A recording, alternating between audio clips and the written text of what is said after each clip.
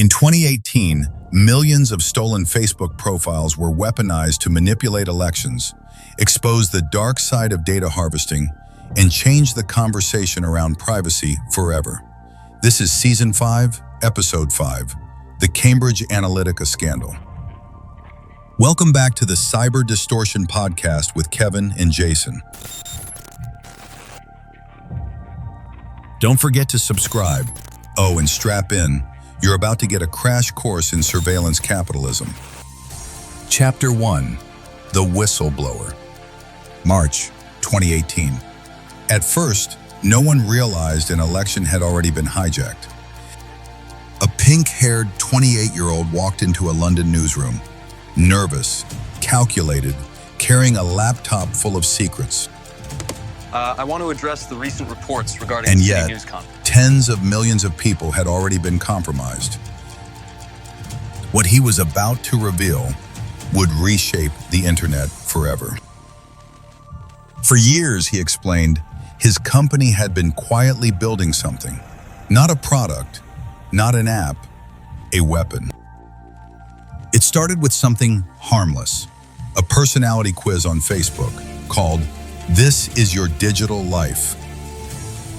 Around 270,000 people took it. They answered questions about who they were, what they feared, what they believed. They agreed to share their data for academic research, or so they thought. But the app didn't stop at the quiz takers. It reached further, much further. Because of a Facebook feature at the time, the app could also collect data on every single friend of every person who took it. And those friends never consented to anything. What I'm about to show you here today is not going to be easy to see nor to hear, but it is the truth. But behind it was something far more dangerous. The Cambridge Analytica reports and the details on what you've been hearing about it. A system designed to understand you better than you understand yourself. Your fears, your beliefs, your triggers. You all deserve to hear the truth. And then to use them against you.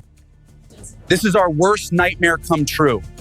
This wasn't hacking in the traditional sense. No passwords stolen, no firewalls breached. Every reader of these publications deserves to be reading the truth. Prepare to be shocked. This was something else. Something quieter. Something far more powerful. I know when you see what I'm going to show you, you will be as shocked as I was. Because if you can predict how someone thinks, you can control what they see. I helped to develop Steve Bannon's psychological warfare mindfuck tool. If you can control what they see, you can influence what they believe. The whole thing is insane. The company has created psychological profiles of 230 million Americans. And if you can influence what they believe, you can change the outcome of an election. And now they want to work with the Pentagon? This is like Nixon on steroids. By the time it was over, the data of 87 million people had been harvested. Every single data bit, all funneled into one company, Cambridge Analytica. It has to stop. But if a political consulting firm had secretly built psychological profiles on tens of millions of voters, what exactly were they planning to do with them? Again, I thank you all for your time today. Feel free to do with this information as you will. Goodbye.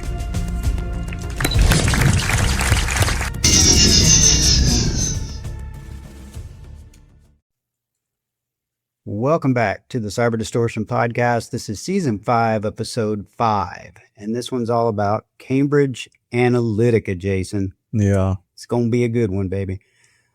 This is interesting, man. This is crazy stuff. This was, in my opinion, probably the first publicly known and discussed instance of what ultimately is kind of being called or titled surveillance capitalism. which is a term we'd really never heard of before, as far as I know, before this situation occurred. Right. So it's wild because everything they were able to do with the intelligence that they had built an extremely targeted and accurate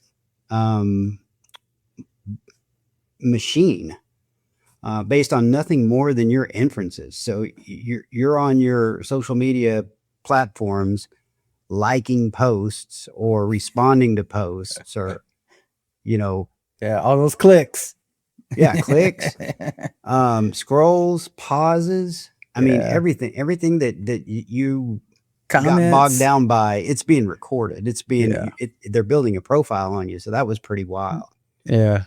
In a scenario like this, I think, the use of technology like this, it kind of always, in a way, this boils down to the integrity and the morals of whoever's running the company, right? I mean, it's weird they chose to do this. But at the end of the day, I think the folks behind this company had an agenda. And it's pretty obvious when you start to hear this story play out, right? I think that's always the story behind the story. This is the front part of the story where you hear about this company who got exposed for collecting all this, data on U.S. citizens, profiling them, and then turning around and using that profiled information for other reasons, right? That's just one instance, right? And what we don't know is the story behind that. Like, who was paying them to do this? Who dropped this in their lap and said, hey, right, if you can do these analytics and just tell us this scope of it, and maybe they started with a small scope and then they came back and they're like, whoa, wait a minute, this thing got bigger than what we thought. Look at what else we have. And they're like, ooh, we really like that. Do more. And then they started doing more and they started figuring out what they can do with it. And then it became a money thing and they started selling it. There's always a story behind the story.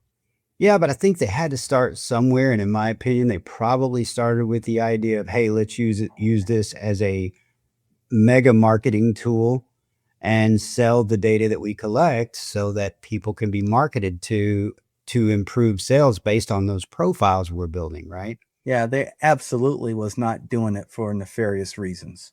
No, I don't think so. I don't think. I'm saying it could have been. They could have. So nefarious is a funny word to use there.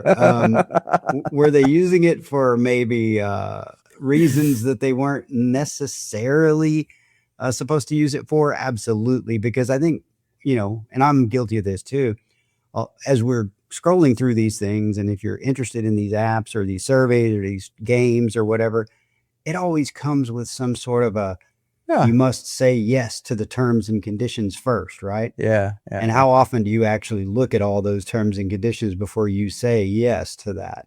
Yeah. Well, like it said in the first part of this, they start with a controlled group. Everyone agreed in the control group. So they all consented. So they were fine, right? Because everyone consented and they had their control group and they got information. It was after that things went off the rails. And that's when usually when you're poised to make a decision and you make a bad decision or you make a decision for the wrong reasons, that's when other, bad things are going to happen. Yeah. Yeah. It's just, I think about when sometimes, and I think this has happened to everybody listening to this right now, is you or your husband or wife or partner, you'll say something and you'll even just sometimes think of something, and then suddenly that something or something very similar to that shows up in your feed or on your search results, or even in your home, like Alexas and things like that. It'll start to recommend things, and you're like, how in the heck did it know? And it always relates back to something you searched for, something that you paused at or whatever. But we've all seen that. And this is really that on steroids, right? Yeah. Yeah. And it doesn't matter how much you think you've gone through and checked the right check boxes to protect your privacy and your security, or all the features you've toggled off or whatever. That's never enough to completely protect you, because it doesn't matter. Yeah. You somehow Facebook has a way with these updates they roll out every other day to get around that. So I think it goes way beyond targeted marketing. We're going to see that as we let this thing play out. But Jason, I think we have some sponsors to thank, don't we? Yeah. So I want to start with Alicronet. Alicronet's a sponsor of the show. Yeah. Alicronet has a monthly promotion that they run, and they're continuing to run their monthly promotion. And basically how it works is you sign up on this monthly promotion, and what you're signing up for is to listen and explore and learn what their potential group of vendors that they work with have to offer, and if they are a good fit for something that you could use in your organization. That's it. You don't have to buy it.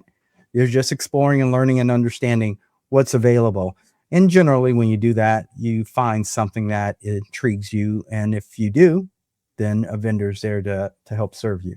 But you don't leave without, anything. You don't leave empty-handed for showing up. And so you don't. This promotion is actually pretty good. All you do is sign up, and you're guaranteed to leave with a free gift. And some of these gifts good stuff, really not shabby, man. Like that Yeti. That Yeti's like the hopper, banging good. Yeah, I want one of those, man. So look into those guys. Sign up. Find out more information. Alicronet. Next sponsor, you want to take it, Kevin? Yeah. So I want to do a couple of shout outs at the same time before we get to our other big, cool partner that we do a lot of work with at Fulcrum. But before I get to Fulcrum, I want to thank Cypher Nova, and we're actually wearing their swag tonight for this episode. Yeah. Cypher Nova is an all-inclusive, basically an AI in the box solution. So if your corporate enterprise is looking for an AI solution that can pretty much do everything, and I mean everything, this is a solution you should at least be looking at. So get on out to cyphernova.ai, check them out, and schedule a call. Talk to them about it. See how it can help you out. And the other one is Pure Bomb. Pure Bomb is an apparel store. They're new. They're just breaking into the market. They sell hats. They sell polos, but it's basically all like golf type gear. But they were kind enough to throw an apparel sponsorship at us. So we are wearing their really cool hats here tonight. You can see over here, it says Cyber Distortion on the side. Cool stuff. And they have a lot of really cool stuff out there. So go check them out, support them. And then with that, Jason, I guess, why don't you take Fulcrum? Fulcrum Technologies, great group. They've sponsored us now for quite a while. They are willing to step in and help you however you need. Kind of the same story. They'll do anything from consulting services. They will match you up with vendor products that will work for you. Pen testing, security groups that can help you do things like pen testing. So definitely great sponsor. They attend a lot of cybersecurity events that we attend. So they're worth looking into if you're interested. Yep. Great people. All right. Well, cool. I think it's time to jump into the next chapter and see what happens here, huh? Let's do it. All righty.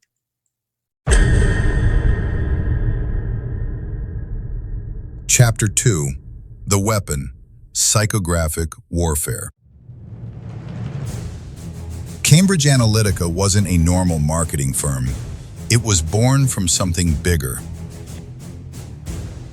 Its parent company, SCL Group, had spent decades working in psychological operations, influence campaigns, military-grade persuasion. And in 2013, a billionaire named Robert Mercer wrote the checks. Steve Bannon gave it a name, and Cambridge Analytica was born. Their pitch was simple, but terrifying. Give them enough data about a person, and they could predict how that person thinks, what scares them, what motivates them, what message will move them. They called it psychographic targeting. Not advertising to demographics, not age, not gender, not income. None of that. It was personality The model was built on the ocean scale: openness, conscientiousness, extroversion, agreeableness, and neuroticism. 5 traits that define how a human thinks, how they vote, how they can be persuaded. And Cambridge Analytica claimed it could predict all 5 from nothing more than your Facebook likes. Studies had already proven it was possible. With just 68 likes, an algorithm could guess your political affiliation. With a few hundred, it could understand you better than the people closest to you. Now scale that across 87 million people. Cambridge Analytica didn't just know who voters were. They knew what made them afraid, what made them angry, what made them click. But here's the part most people still don't understand. You weren't the user, you were the experiment. Every like, every share, every late night scroll, every hesitation before clicking wasn't just being recorded, it was being studied, measured, refined. You weren't browsing a platform, you were inside a behavioral laboratory, and you didn't even know you were in it. Because the real product was never the app, it was you. Your preferences, your fears, your beliefs, your identity, packaged into a profile and sold to the highest bidder. They didn't just want to understand you, they wanted to program you. To test which version of reality you would accept, which headline you would believe, which lie you wouldn't question. And once they knew that, they didn't need to convince you of anything. They just needed to show you the version of the world you were already most likely to accept. Truth stopped mattering. Only effectiveness did. Now scale that power from selling products to shaping nations. Because if you can influence what millions of people believe, you don't just influence behavior, you influence outcomes. Elections, movements, public opinion, reality itself. Not through force, not through censorship, but through precision, silent, personalized, invisible. 2 voters standing side by side, living in completely different information ecosystems, different fears, different facts, different truths. And neither one realizes they're being guided. If you were anxious, you'd see an ad designed to amplify that anxiety. If you were angry, you'd see content designed to keep you that way. If you were uncertain, you'd be nudged toward certainty. 2 people in the same household could see completely different versions of reality, and neither would ever know. This wasn't persuasion. This was manipulation at industrial scale.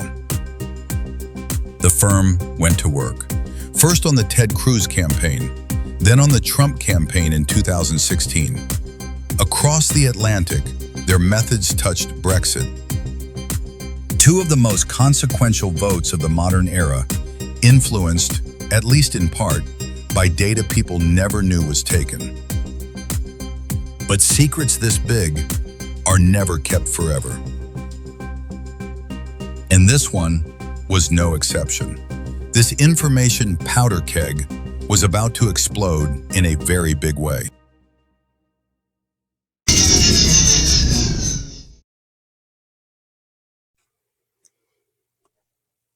Kevin.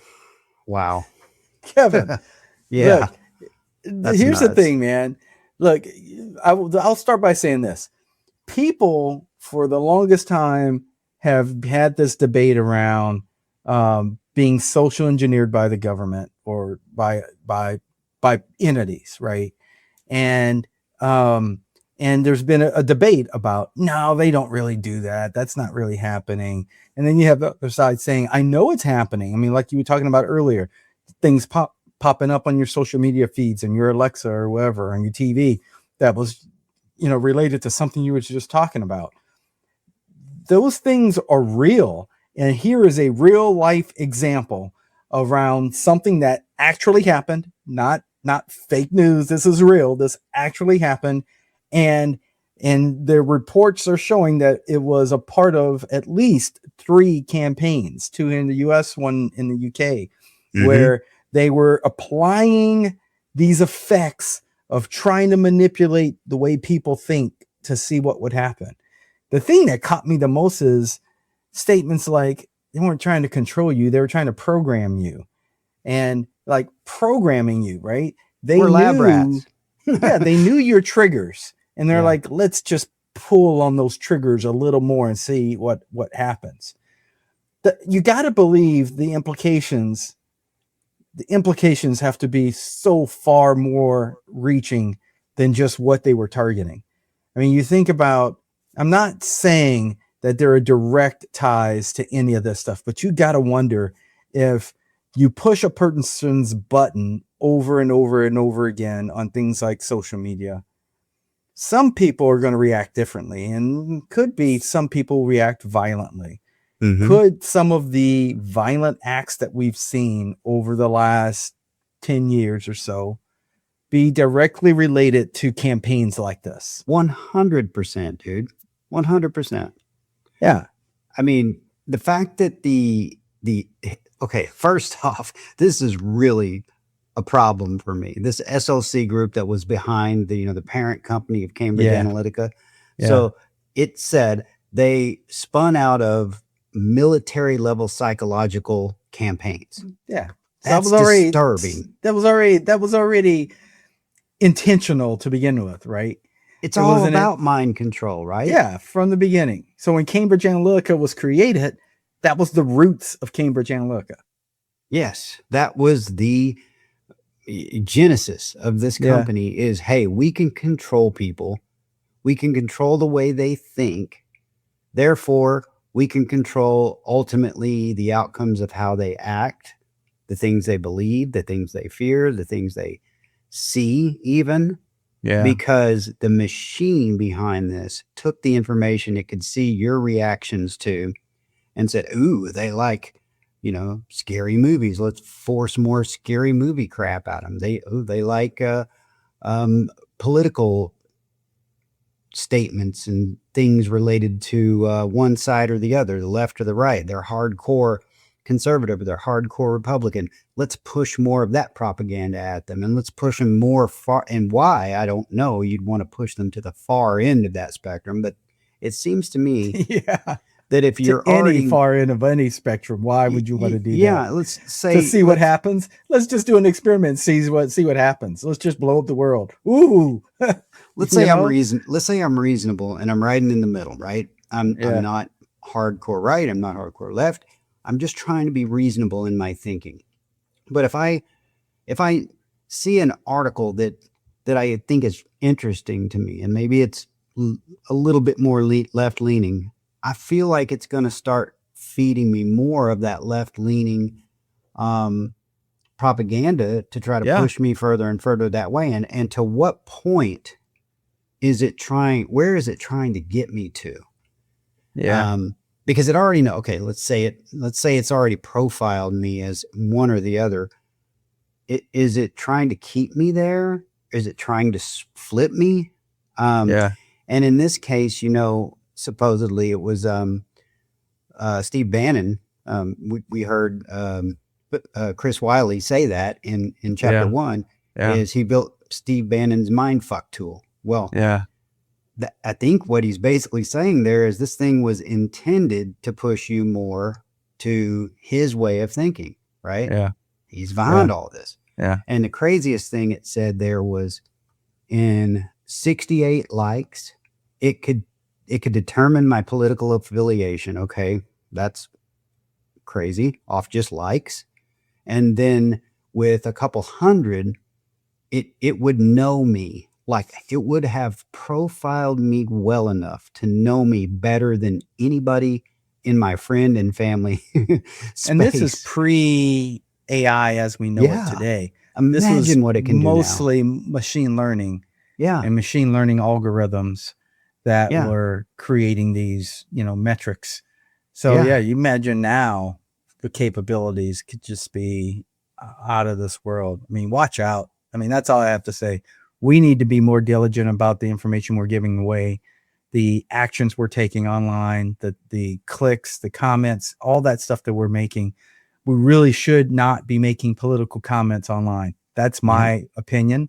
Yeah. Because any political comment you make online can and will be used against you in some form. And the examples are obvious. You got Meta platforms, you got Google, you got TikTok, you got Amazon, Snapchat, those Instagrams, all of those platforms are what's feeding this ecosystem. And the ecosystem is basically built on devices and technology like smartphones. It looks at your search history, it looks at your GPS data. Looks at your browsing habits, your smart devices, your voice assistants, so your Alexas and things like that. It looks at your purchase history. And there's one thing I want to state here too, Kevin, that it's important to state this, what most people don't know. Legally, these platforms need to have the ability to offer you the capability of opting out of consenting, right? Mm-hmm. That's not the problem. The problem is most people don't know that, and most people don't know that it's turned on by default, and you have to go in and explicitly say, I'm opting out. Do not use my stuff. Yes. Most people don't do that, right? So if you don't opt out, they're just going to collect your data. And if you don't look for that on every platform, your phone, your socials, regardless of wherever you're communicating, all the ones I just listed, for the ability, to opt out, then you're probably not opt out. You probably opt in and you don't know it. Well, and here's the other thing to that point. It's not just opting out one time either. You need to continually check it, because when these things update, a lot of times they'll go back to the default settings, which automatically re-enroll you into all that same nonsense. And you have to go back through that. So it's really about you protecting yourself and knowing that it's your responsibility as the user of these platforms to make sure you're on top of it and you know what rights you're giving the app. And that's not absolutely, and it doesn't carry from one app to the next necessarily. And in some meta platforms, yes, but in many it does not. Yeah. The thing that was crazy to me here when they talked about the two voters, living in completely different echo chambers. How crazy is that too? These two voters are going in to cast their vote based on their own beliefs, but their beliefs have been somewhat manipulated. Yeah, they've been manipulated. Yeah. So depending on which way the algorithms were pushing them would determine maybe how they vote. Absolutely. Wild stuff. Well, let's jump into this next section and see what happens. All right, let's do it.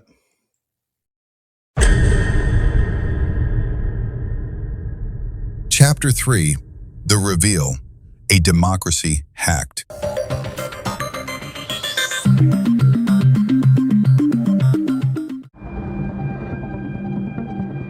In an era of big data and fake news, political leaders are changing, and so too the way they campaign. What you post on social media is being watched, being used, and what you see is crafted like never before.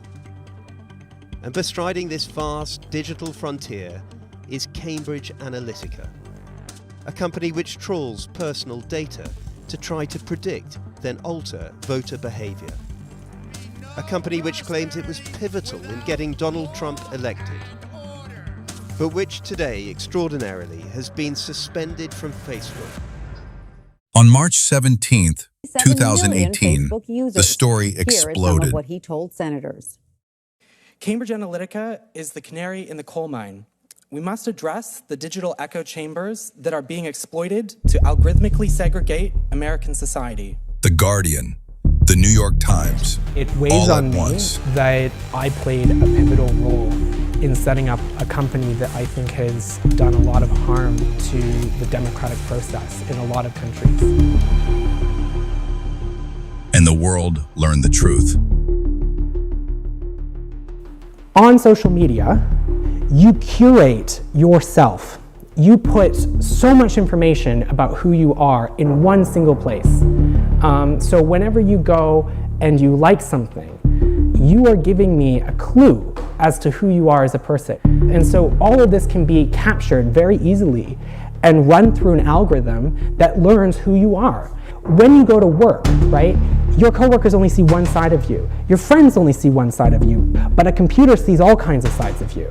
And so we can get better than human level accuracy at predicting your behavior. Really? Yes, absolutely. This wasn't a hack. It wasn't a breach. This was the system that he helped to architect, working exactly as designed. Well, Alexander Nix made out that it was you who was the liar today. I mean, time and time again, he said you had misled MPs, you'd told them things that just weren't true. What's your response? Well, as the chair, Damian Collins, has said at committee today, I actually backed up everything that I said with documents. And it's not just me, it is several other people who've come forward to the committee and to journalists at The Guardian and Channel 4 who have also corroborated the claims that I have made.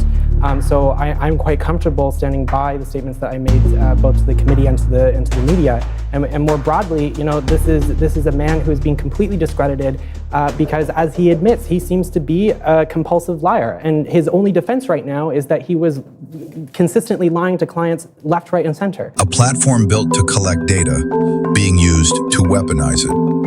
He's an upper-class Etonian who expects people to follow him wherever he goes. Cambridge Analytica collapsed. Executives were exposed. Governments launched investigations. Tech CEOs were dragged into hearings. Alexander Nix is with me, and he starts with his sort of like razzle-dazzle. We work for the Pentagon, we work for MOD, MI6, we are brilliant and Eton and whatnot, and I'm a posh British man, and you should trust me with all your money. Billions in fines followed. Promises were made. Policies were changed. But the damage was already done. This wasn't just unethical. It was fundamentally wrong. What Kogan offered us was something that was way cheaper, way faster, and of a quality that nothing matched. They had apps on Facebook that were given special permission to harvest data, not from just the person who used the app or joined the app, but also it would then go into their entire friend network and pull out all of the friends' data as well. People were used as Cambridge Analytica's lab rats because consent was an illusion. Transparency didn't exist. Accountability came far too late. People profiled without permission, manipulated without awareness, targeted without defense. And the most dangerous part? It worked, exactly as designed. This wasn't just one company, it was a revelation. That our digital lives, every click, every scroll, every pause, had been quietly assembled into profiles, sold, traded, weaponized. And Cambridge Analytica wasn't the only one doing it. They were just the one that got caught. The tools still exist. The techniques still work. And the data, well, we know it never really goes away. How much did the algorithms really have to do with the outcomes of our most recent elections? The truth is, we may never really know. What we do know is that those algorithms were able to paint a picture tailor-made for your beliefs, your biases, your fears, your interests, and your unique profile. Yours and everyone else's. And rest assured, at the very least, it was doing that. With Cambridge Analytica, the world didn't just witness a scandal. It witnessed the moment democracy itself became hackable. Imagine sitting and you're going online and you start seeing this blog here or this news site here, which looks kind of credible. You've never heard of it before, but I'm going to go and check that out. And you start to see all over the place all these stories that you aren't seeing in mainstream media.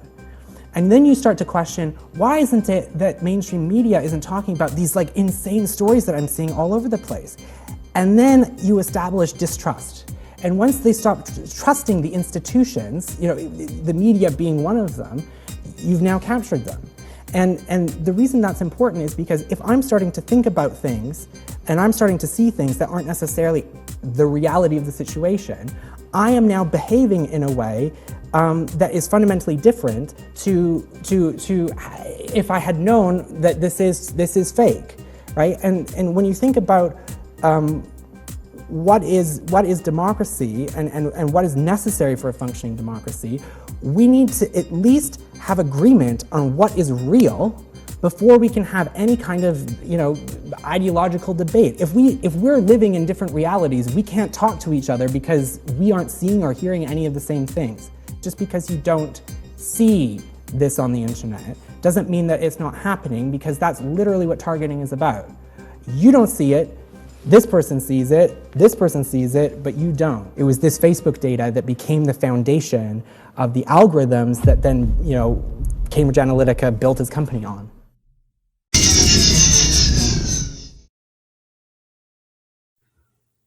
Oh, wow. Okay. So Jason, where are we going to even start? There's a lot to get into here. So this is kind of the big picture of how this information can be used at a grandiose scale. We're seeing elections impacted and things like that.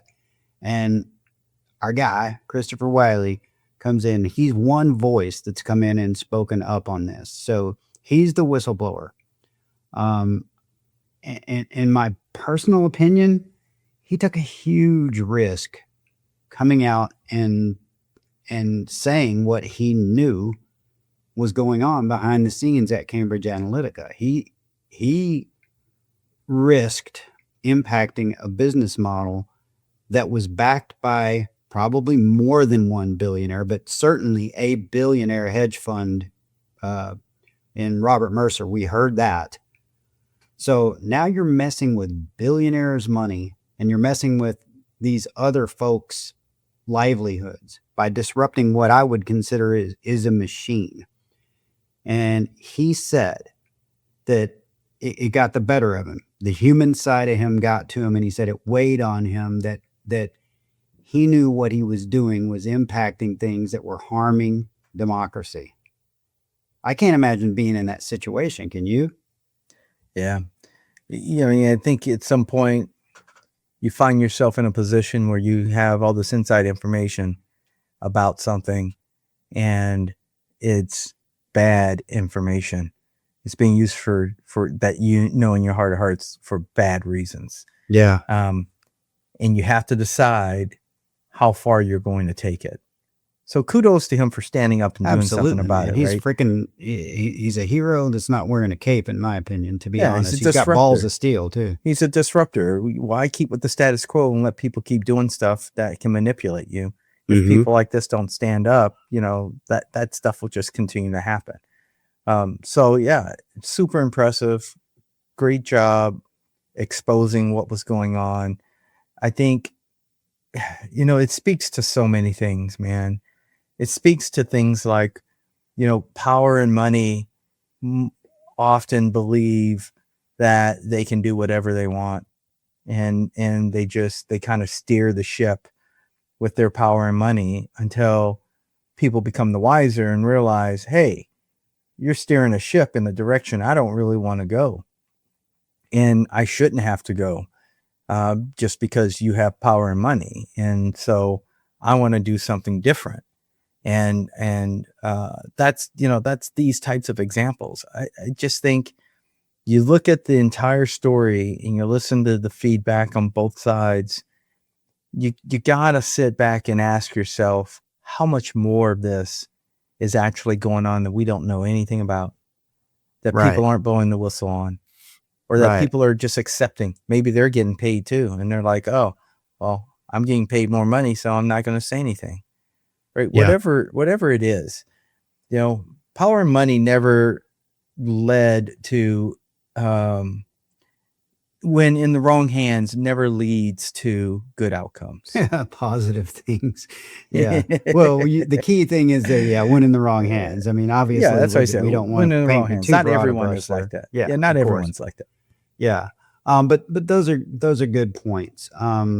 Did what was going on here really impact the voters to the point where it swayed the election one way or the other? Again, we're never going to know that for sure, but I can certainly see where what this tool was doing could have the potential to change a vote 1000%, to sway your vote in one direction over another if it's programmed you that way. Here's one of the things that was interesting.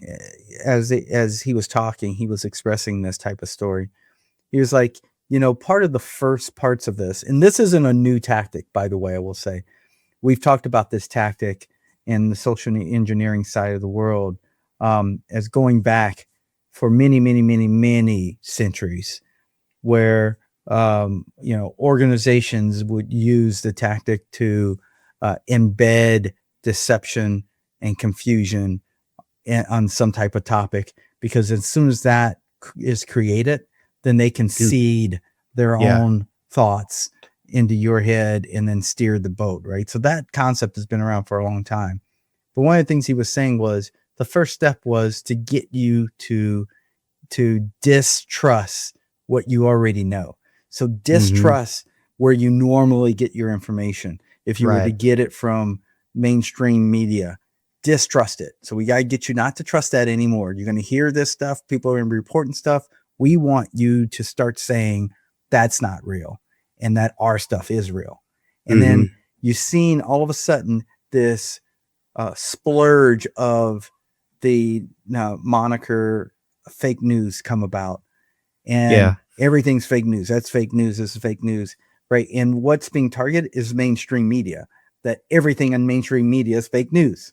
Right. Well, really, are we going to go that far with it? To your point earlier about how far to one side or the other you're going to go. Now, everything in mainstream media is fake news. That right there should tell you anytime that fake news statement is used, that there is an opportunity to infuse their own narrative into that equation. Yeah. Right? It's kind of precursor, right? Yeah. Could be. Could be. Yeah. It's a precursor. Don't believe that, but believe what I'm going to tell you. That's real. But I'll say this. I mean, if you're watching mainstream media, and you can clearly see this if you're looking at it through a rational lens, if I'm watching CNN, I know I'm going to get a more left-leaning opinion about everything that's going on in the world. And if I'm watching Fox News, I know I'm going to get a more right-leaning opinion of what's going on in the world, because I have a freaking brain. But the point is, I also have enough common sense to realize that not everything I'm seeing over here on CNN is fake news, just like not everything I'm seeing over here on Fox is fake news.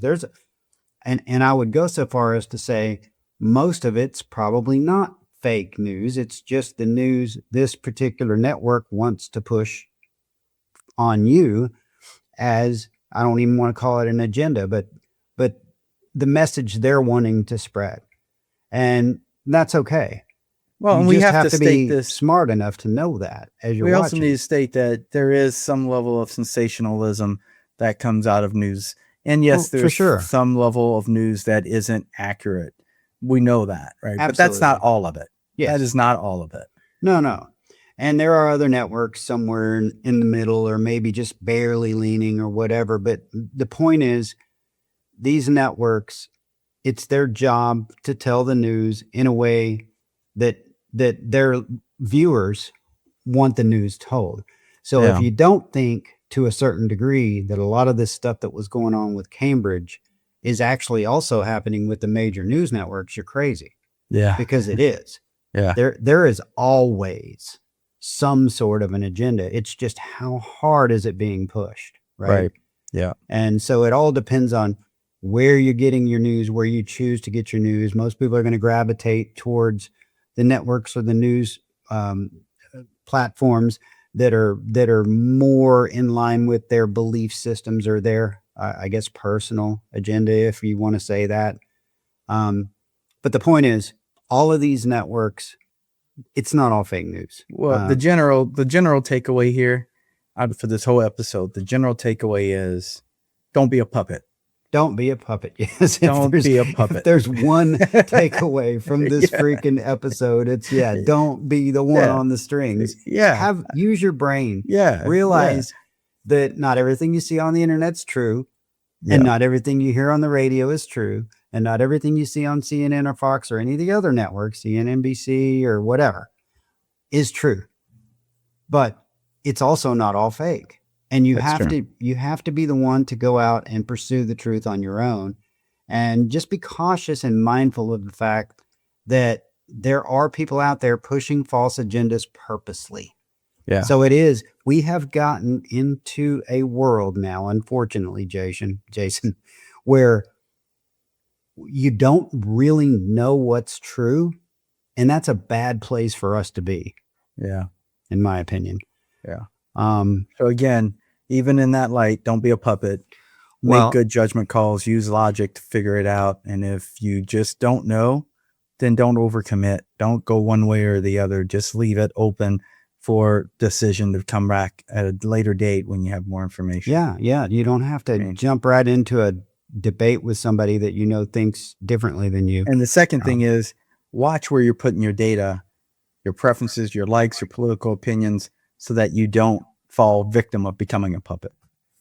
Yeah. And Chris Wiley did say something that made a lot of sense at the very end of that chapter there. In order for us to have an ideological debate, we have to start from a point that we both believe is the truth. Yeah. Or otherwise, we're never going to get anywhere, right? Yeah. So, all right. Well, I guess let's close this thing down, Jason. We got sponsors. Once again, we want to thank our sponsors, Pure Bomb, Fulcrum Technologies, Alacronet, and CypherNova.ai. We are working on the next episode already. It's going to be a killer episode. We're going to be doing one on what, Jason? I don't know. You tell me, Kevin. Oh, have I kept it from you? The dark web, man. No, Silk Road. Oh, that's the dark web. So Silk Road. So we're going to be doing an episode on the Silk Road marketplace. This one should come out probably late June, maybe as late as early July, but hopefully we can get it out late June. Yeah. So with that, I guess we'll hand it over to our boy Blake to take us out, right? Yeah, let's go, Blake. All right.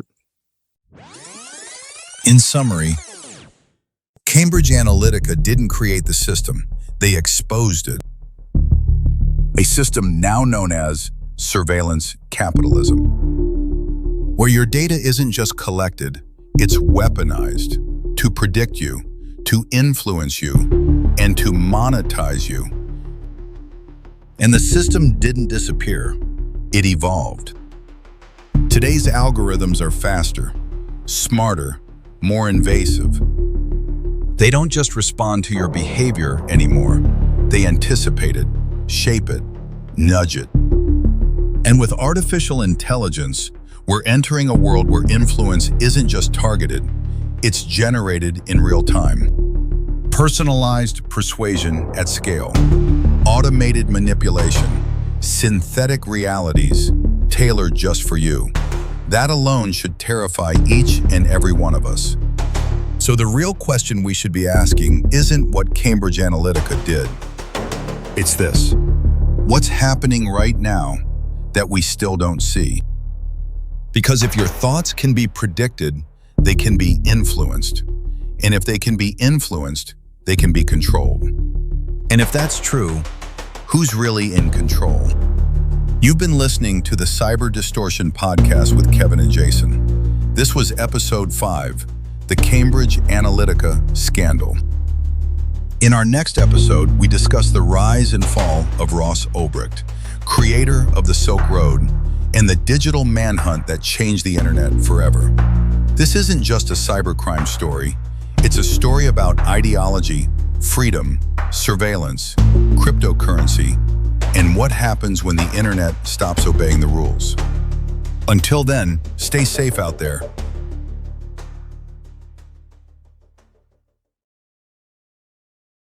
Encrypting.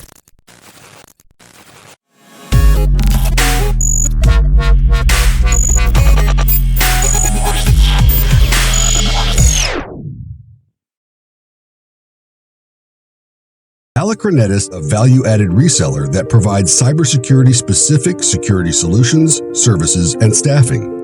We are an agnostic security partner, which allows us to present multiple options for each security need. Our catalog of services encompasses a range of security solutions, penetration tests, and staffing options. With our approach, we can bring the best options and price points forward to increase your security posture and prevent vulnerabilities. Alacronetis constantly adding new partners to meet the challenges of an ever-changing security landscape. As security experts, we know how to find security talent. Our entire organization is focused on cybersecurity, from leadership to sales team to technical staff and hiring staff. For more information on our vast list of solutions or services, please give us a call or visit our website at www.alacronet.com. We look forward to growing with your business.